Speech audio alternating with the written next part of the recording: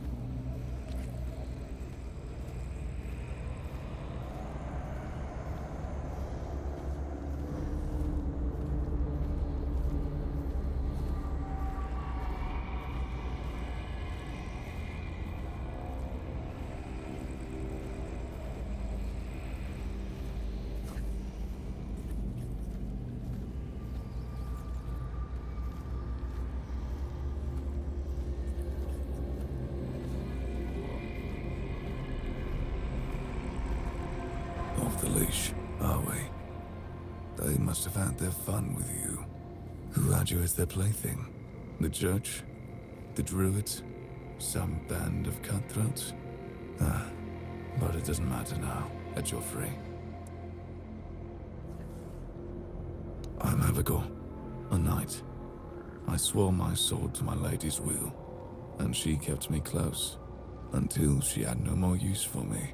Now, I walk alone, but a shadow never strays too far. You look wretched, and you smell like death.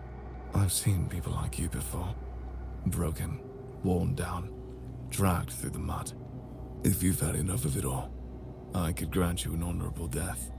In a proper duel, you lived like a cur, but you could die like a knight.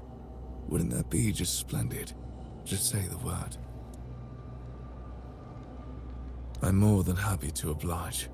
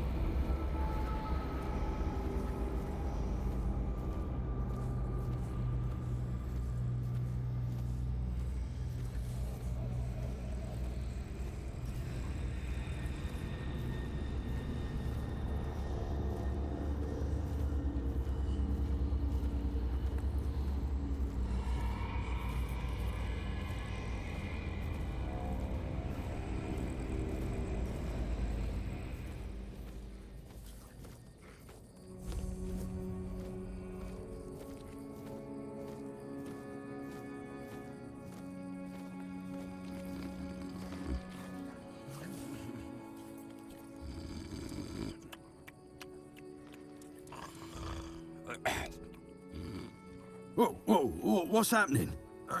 In the name of the All-Mother, what are you doing? I could have stabbed you. Wait, I haven't seen you before. All right, true. Why didn't you, eh? You could have killed me. So you're not one of them bandits, then? Who are you, huh? This pin, I can't say I see it very clearly at this present moment, but it does look important. Very official. But I remember Fergus said something about all this, these emblems once. Oh, yes, I remember now. I welcome thee, ye, royal person, on behalf of the keepers. You are a great friend to our home. Welcome. Please, speak with Fergus. He's our quartermaster. He runs things around here in the captain's absence. He'll greet thee properly. Have a pleasant rest of the day.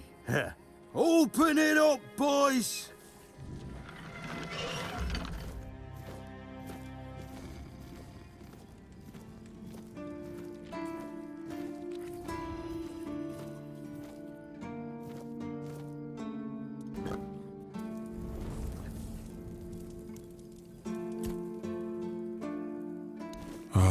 The horns of the south, the crown jewel of these lands. We had barely laid the foundations of Tainted Grail when Seawall and his men had already built a lighthouse, eager to guide our ships to them. He always had a competitive spirit. Of course, it helped that he took every sailor from the homelands with him, along with a handful of knights, so they could learn from one another. And thus, the Keepers of the South were formed. I decreed that every sworn keeper would stand as an equal to a Knight of the Round Table. I doubt they still honor that law. But I am glad to see the keepers grown. In my time, there was only a lighthouse and barracks.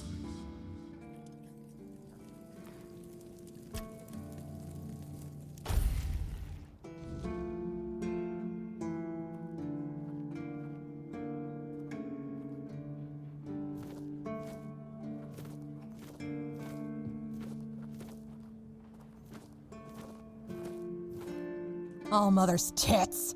I've just about had it with this bunch of repressed virgins. And who might you be? You don't look like one of them. If it weren't for their stupid rules, I'd punch you in the face, you patronizing jerk. Get lost! What did I tell you? Leave me the hell alone. Huh. That's a first. I don't put much stock in heartfelt apologies as a rule. So what do you want?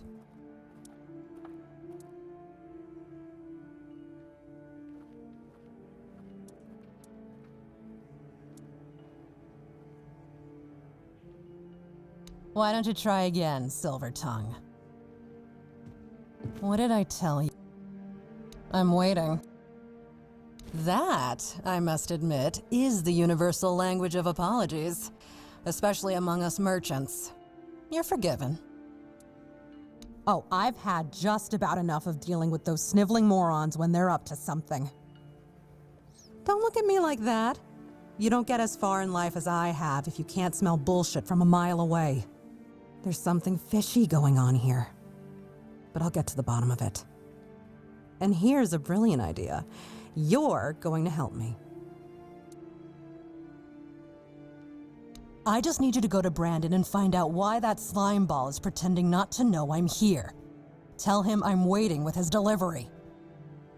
Although I'm pretty sure he knows this already.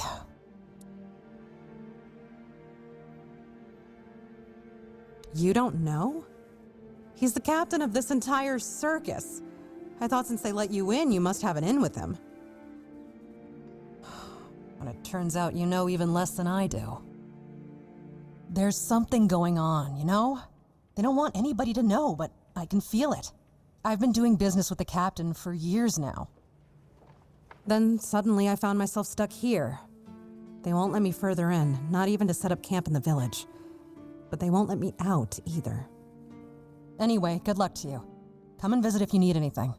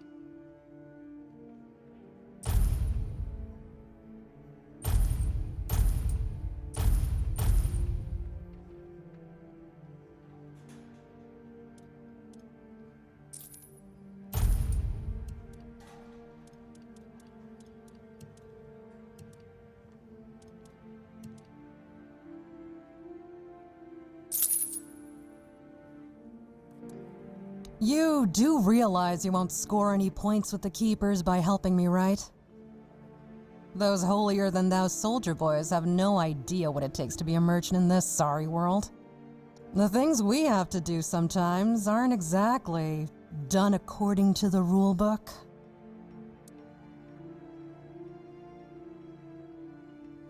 There's a woman from the tribes called Nest. She's my supplier. At least, I think she's still working for me. I haven't heard from her in a while, and she was supposed to bring me some really precious cargo, something the captain wanted me to arrange. You still up for an adventure, hmm? My guess, and it's only a guess, is that at some point she must have been somewhere around the bay. That beach near the Whale's Tooth. Rumor has it that Bromar No-Face and his thugs are fond of that place, which wouldn't be good news for Nest.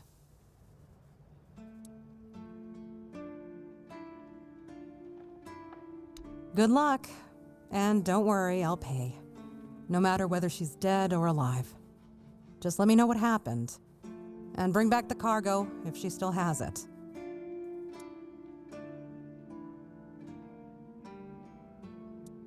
Keep your head down and your purse.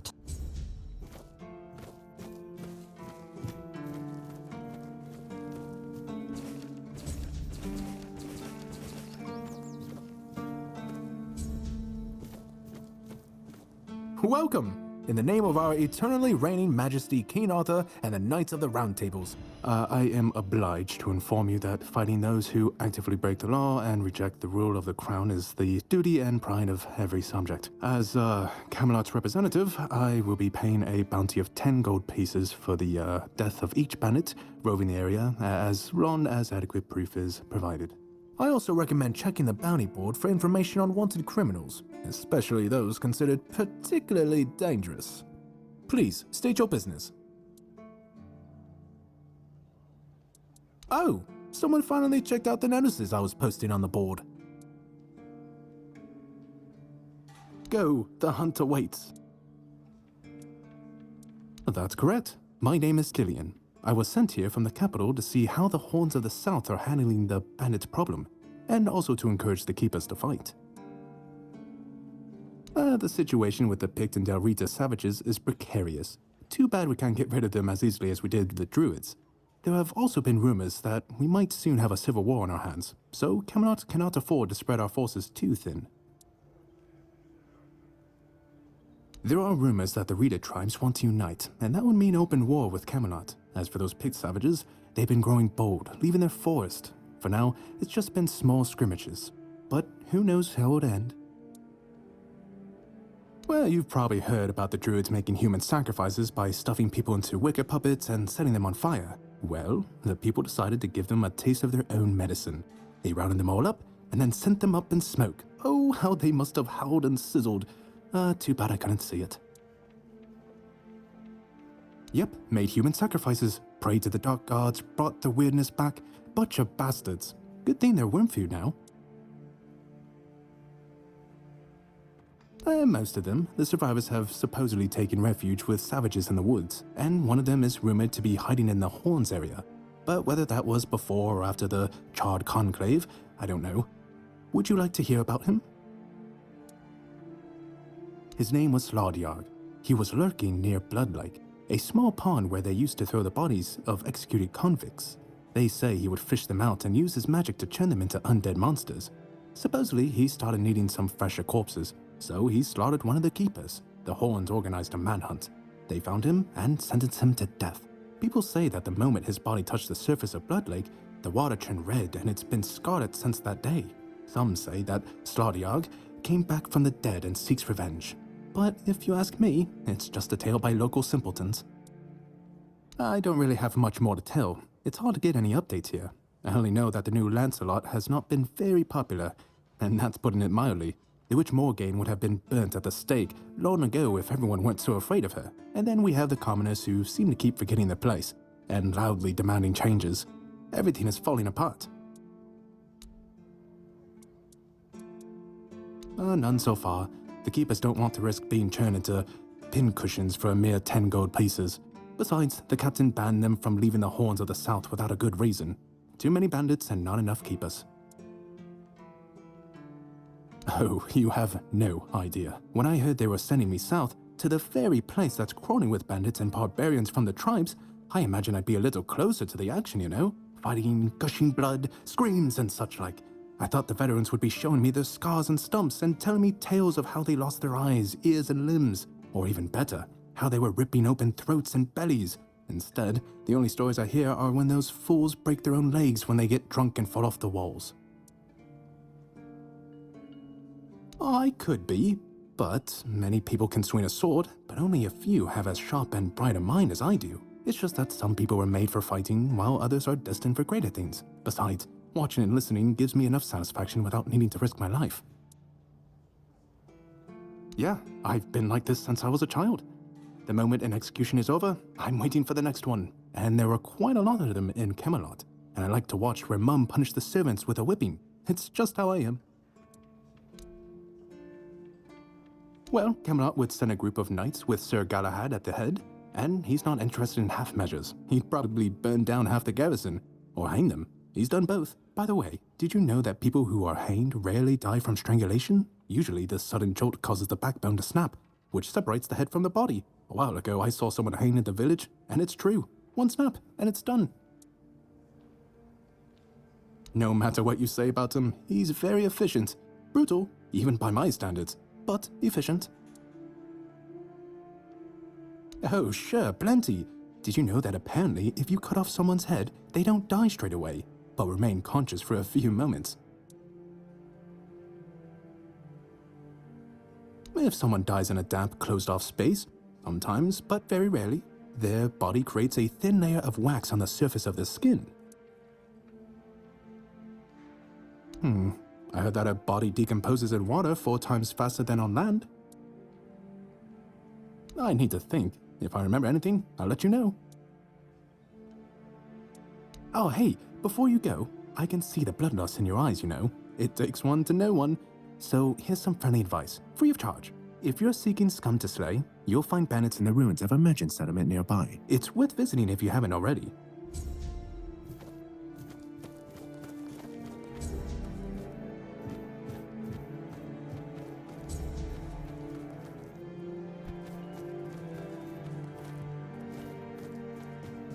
Hope nothing bad happens today.